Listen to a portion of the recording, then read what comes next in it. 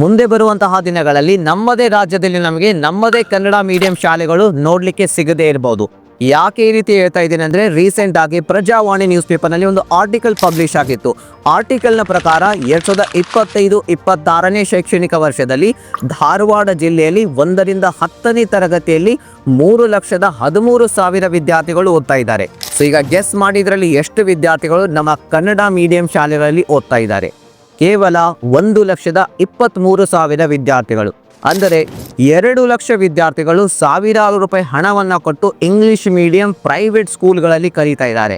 ಇನ್ನು ಉಳಿದಿರುವಂತಹ 1,23,000 ವಿದ್ಯಾರ್ಥಿಗಳಲ್ಲಿ ಮೆಜಾರಿಟಿ ವಿದ್ಯಾರ್ಥಿಗಳು ಗ್ರಾಮೀಣ ಪ್ರದೇಶಗಳಿಂದ ಬರ್ತಾರೆ. ಸೊ ಈಗ ಥಿಂಕ್ ಮಾಡಿ, ಯಾಕೆ ಗ್ರಾಮೀಣ ಪ್ರದೇಶದ ವಿದ್ಯಾರ್ಥಿಗಳು ನಮ್ಮ ಗೌರ್ಮೆಂಟ್ ಸ್ಕೂಲ್ಗಳಲ್ಲಿ ಕಲಿತಾ ಇದ್ದಾರೆ?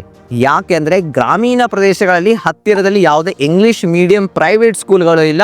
ಹಾಗಾಗಿ ಅಲ್ಲಿ ಪೇರೆಂಟ್ಸ್ ವಿದ್ಯಾರ್ಥಿಗಳನ್ನು ಗೌರ್ಮೆಂಟ್ ಸ್ಕೂಲ್ಗೆ ಕಲಿಸ್ತಾ ಇದ್ದಾರೆ. ಸೊ ಇಲ್ಲಿ ನೀವು ಕ್ಲಿಯರ್ಲಿ ನೋಡಬಹುದು, ಕನ್ನಡಿಗರ ಮೊದಲ ಆದ್ಯತೆ ಶಿಕ್ಷಣ ಅಂತ ಬಂದಾಗ ಮೊದಲ ಆದ್ಯತೆ ಇಂಗ್ಲಿಷ್ ಮೀಡಿಯಂಗೆ ಇದೆ, ಕೊನೆಯ ಆದ್ಯತೆ ಕನ್ನಡ ಮೀಡಿಯಂಗೆ ಇದೆ. ಹಾಗಾಗಿ ನಾನು ಹೇಳ್ತಾ ಇರೋದು, ಮುಂದೆ ಬರುವಂತಹ ದಿನಗಳಲ್ಲಿ ನಮ್ಮದೇ ರಾಜ್ಯದಲ್ಲಿ ನಮಗೆ ನಮ್ಮ ಕನ್ನಡ ಮೀಡಿಯಂ ಶಾಲೆಗಳು ನೋಡಲಿಕ್ಕೆ ಸಿಗದೇ ಇರಬಹುದು.